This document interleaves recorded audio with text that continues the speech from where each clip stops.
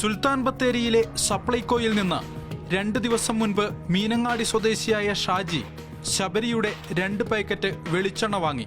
വീട്ടിൽ കൊണ്ടുവന്ന് പൊട്ടിച്ചപ്പോൾ മെഴുകു രൂപത്തിലുള്ള ദ്രാവകം കണ്ടു. അപ്പോൾ ഞാനത് സപ്ലൈകോയിൽ പോയി ചോദിച്ചു അവരോട് എന്താണ് ഈ സാധനം എന്ന്. അപ്പോൾ അവർ പറഞ്ഞു അവർക്ക് അതിനെക്കുറിച്ച് അറിയില്ല. ഞാൻ അവിടെ ഒരു കംപ്ലൈൻറ്റ് എഴുതി കൊടുക്കുകയും ചെയ്തിരുന്നു. പാക്കറ്റുമായി ഞങ്ങളെ സമീപിച്ചു.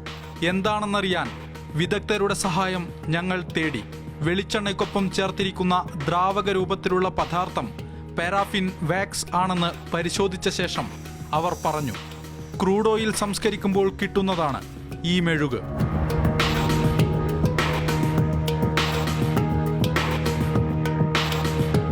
ഭക്ഷണ പദാർത്ഥങ്ങളിലെ പോഷകങ്ങൾ ശരീരം വലിച്ചെടുക്കുന്നത് ഇത് തടയും.